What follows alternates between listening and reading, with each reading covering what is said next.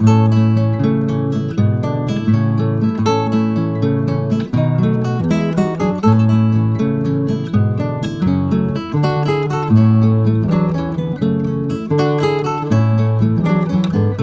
vous salue, chers frères et sœurs dans le Seigneur Jésus-Christ.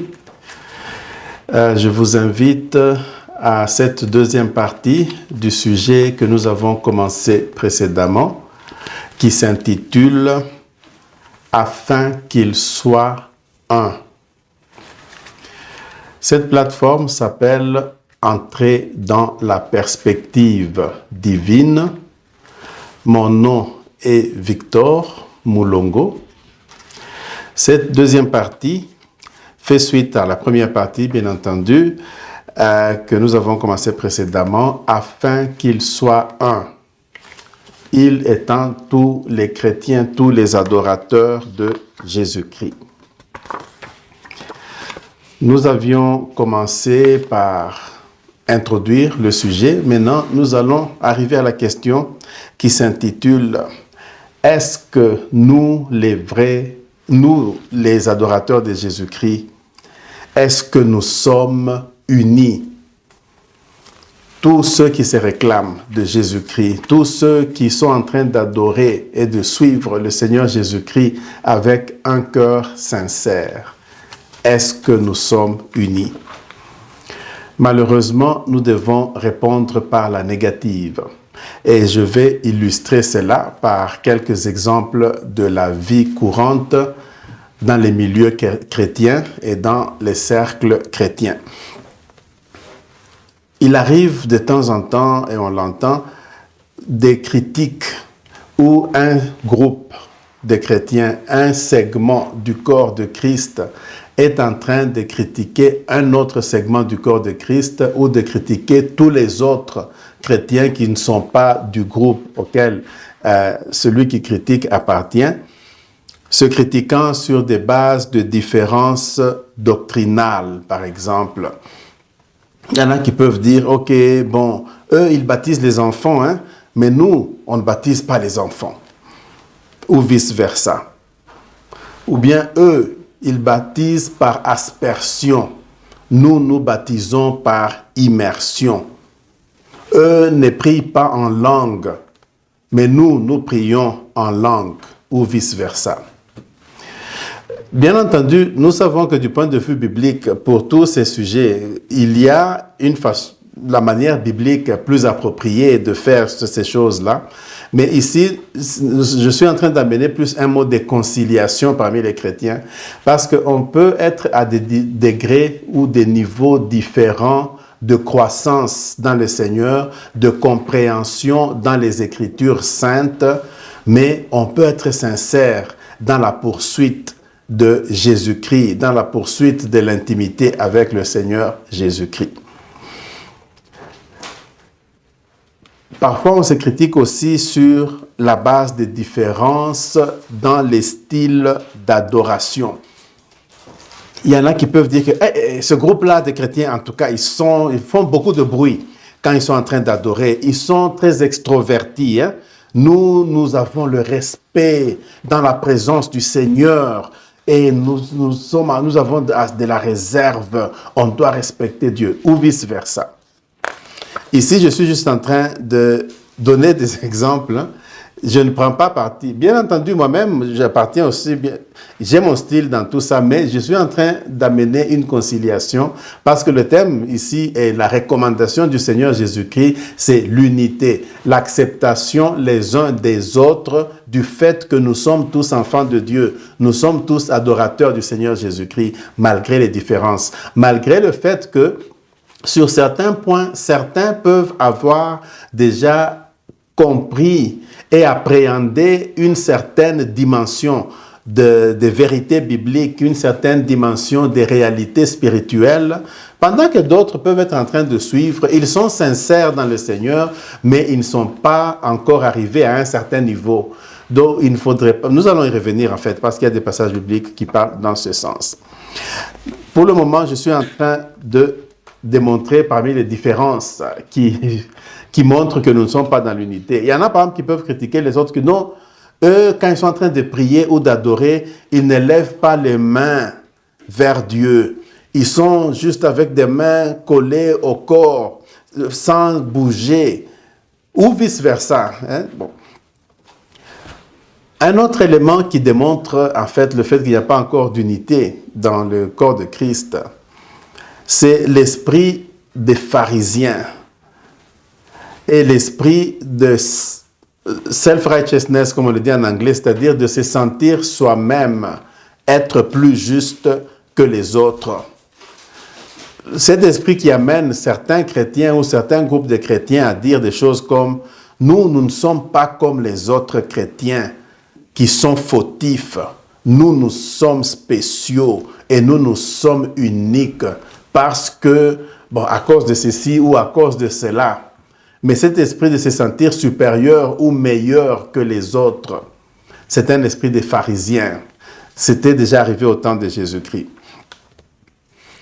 On peut entendre toujours parmi les manifestations du fait qu'il n'y a pas encore d'unité. On peut entendre quelqu'un dire que moi, je ne suis pas juste un chrétien. Moi, je suis un enfant de Dieu. Moi, je suis un enfant de Dieu né de nouveau. C'est ce qui me différencie des autres chrétiens. Bon. Bien entendu, toute cette terminologie n'est pas mauvaise, en fait. Donc, ce dont je parle, ce n'est pas de dire que celui-ci a dit ceci ou a dit cela, mais c'est cet esprit de critiquer les autres chrétiens et d'estimer qu'eux ne sont pas valables, seulement moi, seulement mon groupe chrétien, seulement ma congrégation chrétienne, seulement mon église chrétienne, mon groupe, l'église à laquelle j'appartiens, c'est seulement nous, pas les autres. Parce que cet esprit dont le Seigneur Jésus a dit que celui qui n'est pas en train d'unir avec moi est en fait en train de disperser. Nous entendons dans les milieux chrétiens parfois des personnes qui peuvent dire que eux, ils disent que non, Dieu m'a dit, Dieu m'a dit. Mais comment ils peuvent dire ça? Dieu nous a déjà donné la Bible. Alors comment ils peuvent dire Dieu m'a dit? Est-ce qu'ils peuvent nous donner le numéro des cellulaires ou des téléphones portables de Dieu afin que nous aussi on puisse téléphoner pour qu'il puisse nous dire? Bon, donc il y a, bien entendu ici peut-être pour juste donner, nous savons qu'il y a ce qu'on appelle la parole Réma de Dieu et il y a la parole Logos de Dieu. La parole de Dieu qui est Logos, c'est la parole écrite qui est la Bible. Mais il existe la parole Réma de Dieu qui est une révélation de Dieu directement à une personne ou à un groupe de chrétiens, mais qui n'est jamais en contradiction avec le Logos, c'est-à-dire la parole écrite de Dieu. Donc, et le Logos et le Réma, tous les deux, ce sont des révélations de Dieu qui nous parlent, mais la base, c'est le Logos, c'est la Bible, mais Dieu peut donner des révélations qui ne sont pas en contradiction avec la Bible, qui sont en accord avec la Bible, mais qui ne sont pas des passages bibliques en tant que tels. Mais ça, c'est une parenthèse que je ferme là. Alors, parmi les éléments qui manifestent le manque d'unité, on peut entendre certains qui disent que nous, on n'est pas comme les autres chrétiens. Nous sommes en train d'adorer selon le modèle original de l'Église primitive. Les autres ont changé les choses, ils ont amené de nouvelles choses. Nous, on adore selon les modèles de l'Église primitive. Donc, il n'y a pas de mal à adorer selon le modèle de l'Église primitive.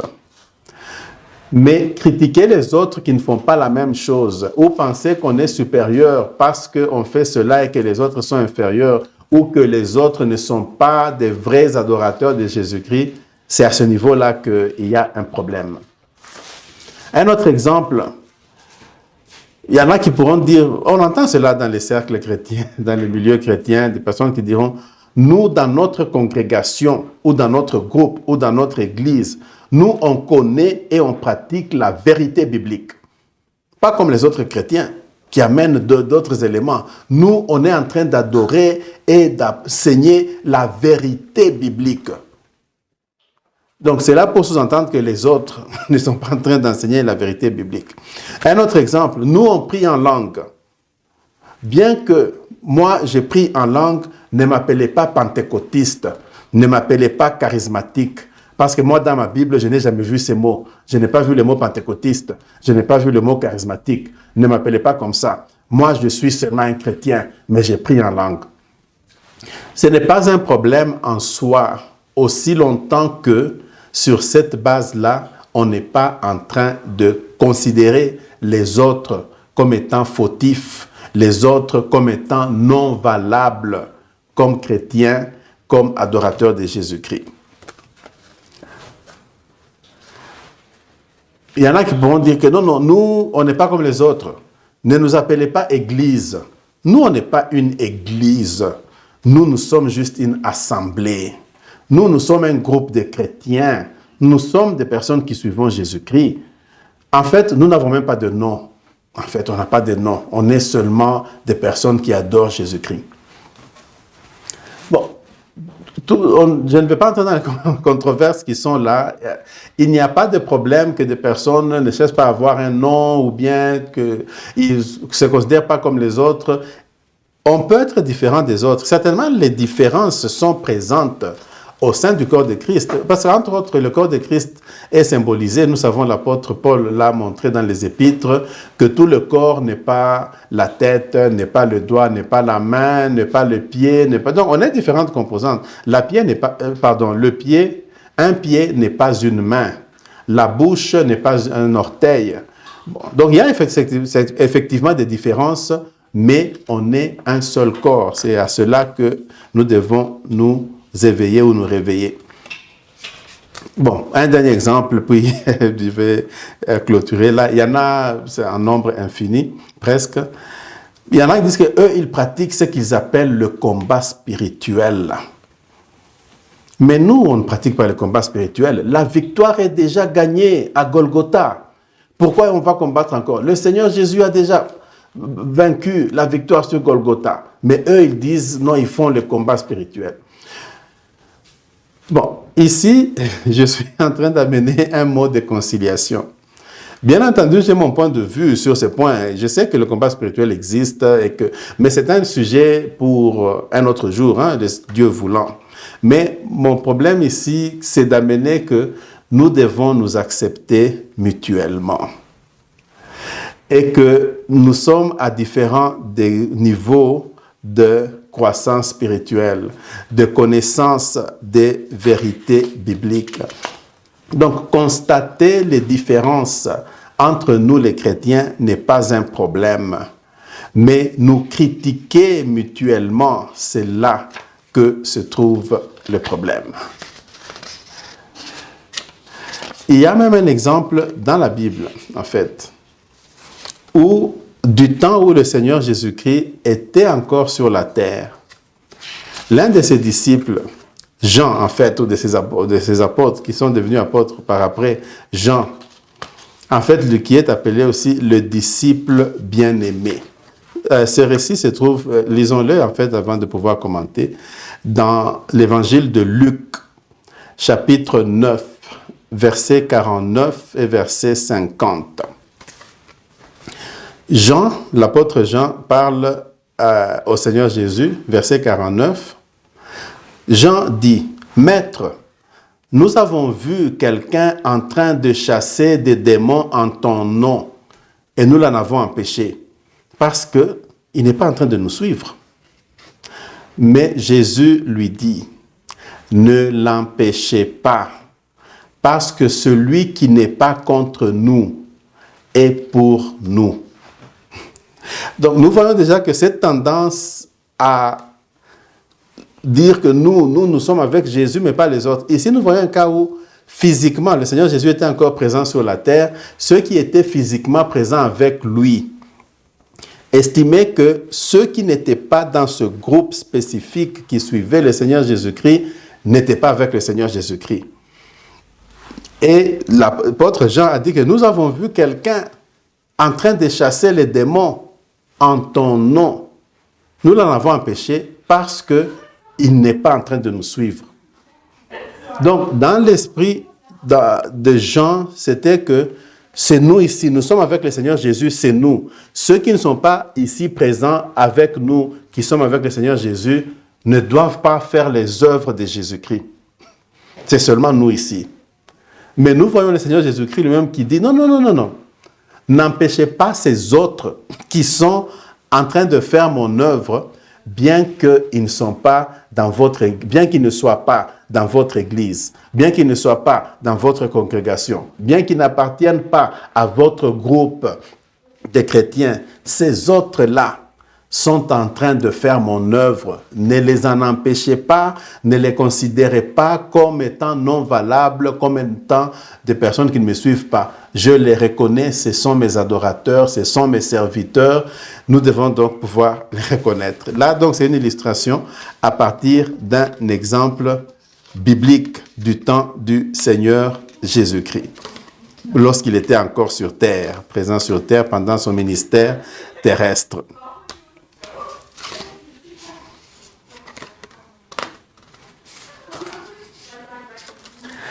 Donc, avec ces illustrations, je voudrais aussi en fait ajouter quelque chose, qui est en fait la parole de Dieu qui les recommande. Nous allons lire Romains, chapitre 14, verset 1er jusqu'au verset 6. Ensuite, nous allons sauter au verset 10. Puis ça va être un peu comme une façon d'approcher en fait, et nous serons en train de conclure dans cette direction-là. Romains 14, 1 à 6, et puis verset 10. Acceptez celui qui est faible dans la foi, sans prononcer de jugement sur ses opinions. Ça, c'est la parole de Dieu. Donc, il y en a qui sont faibles dans la foi, qu'on puisse s'accepter mutuellement. Verset 2. Pour une personne a la foi qui lui permet de manger toutes choses. Pendant qu'une autre personne, ces personnes sont des chrétiens, sont des enfants de Dieu, pendant qu'une autre personne, je suis en train de faire une traduction à partir d'une version anglaise, comme je l'avais déjà dit dans la première partie, la traduction dans les versions bibliques francophones pourrait être différente de ce que j'ai dit, mais le fond doit être le même. Donc, verset 2, une personne peut avoir une foi qui lui permet de manger toutes choses, pendant qu'un autre qui est faible ne peut que manger des légumes. Verset 3, que celui qui mange toutes choses ne méprise pas celui qui ne mange pas toutes choses. Et celui qui ne mange pas toutes choses, qui ne puisse pas juger celui qui mange toutes choses, parce que Dieu l'a accepté.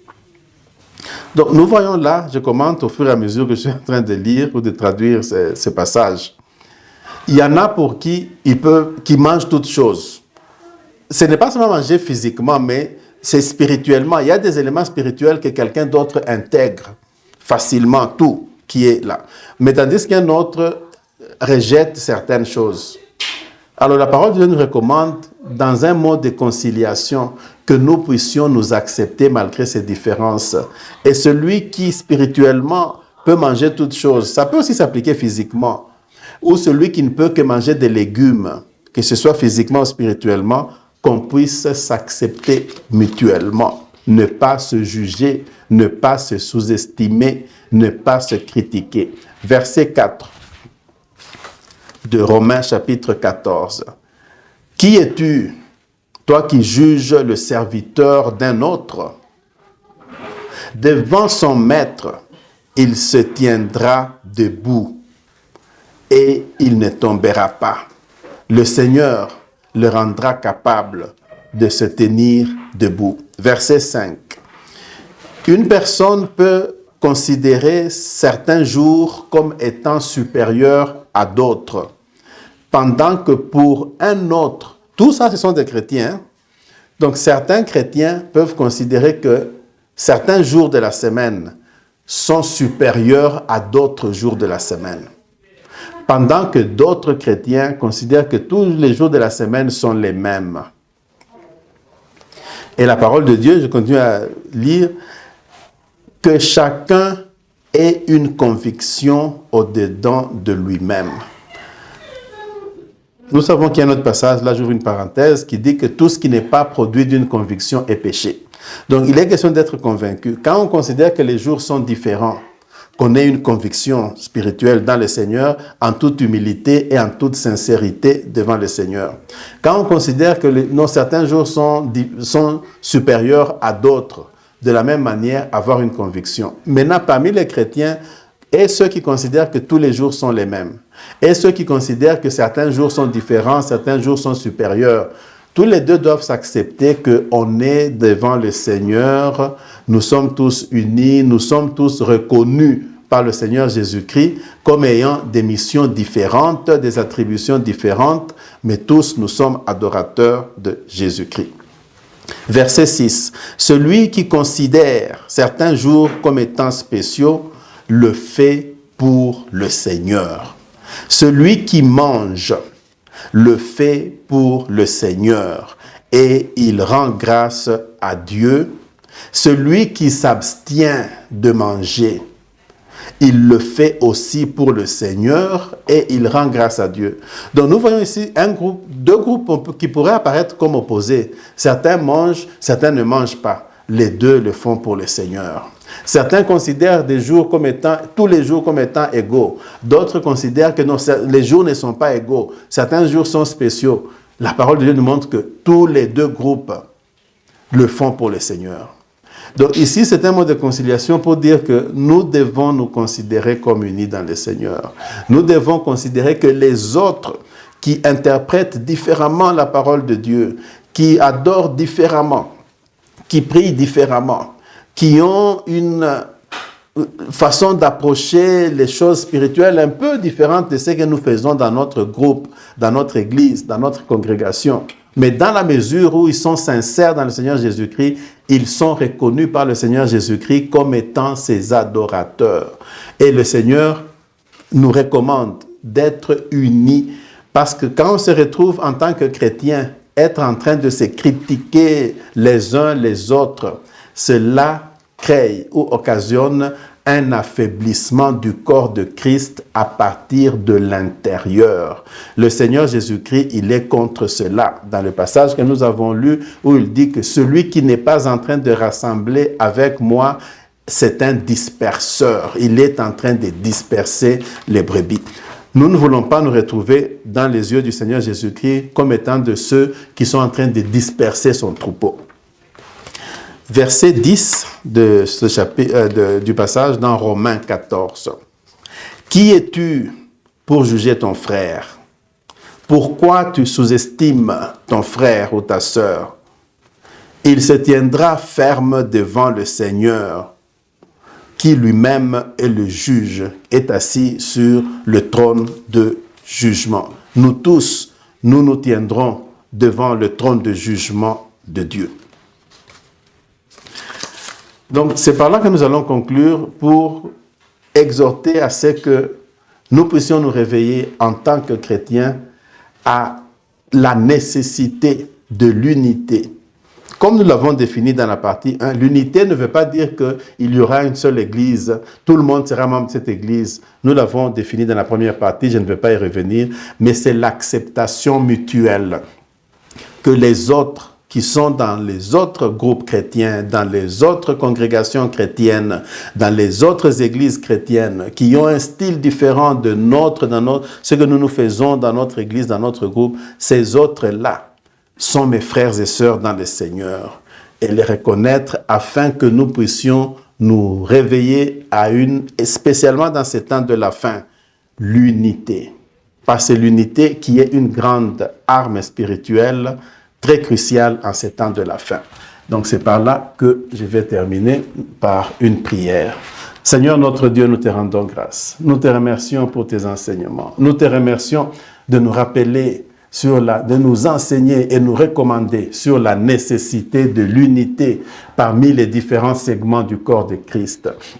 Parmi les différents chrétiens appartenant à différents groupes chrétiens, appartenant à différentes congrégations chrétiennes, appartenant à différentes églises chrétiennes. Nous te prions au Saint-Esprit de nous aider en ceci. La tendance humaine est une tendance à la désunion. C'est une tendance à se considérer rivaux. C'est une tendance à se considérer qu'on est en compétition. Seigneur, nous te prions que cet esprit qui provient des ténèbres soit extirpé du corps de Christ et que nous puissions être unis dans le Seigneur Jésus-Christ, que nous puissions nous reconnaître, même lorsque nous adorons dans des différents milieux, dans des différentes églises, des différents groupes, mais que nous puissions reconnaître, comme tu nous l'as dit, que j'ai d'autres brebis qui ne sont pas dans cette bergerie. Seigneur, aide-nous, aide mon frère, ma sœur qui a suivi ce message, que nous puissions nous réveiller à l'unité selon ta recommandation. Nous te prions, Seigneur, dans le nom précieux qui est au-dessus de tout nom, le nom de Jésus-Christ, notre Seigneur et Maître. Amen.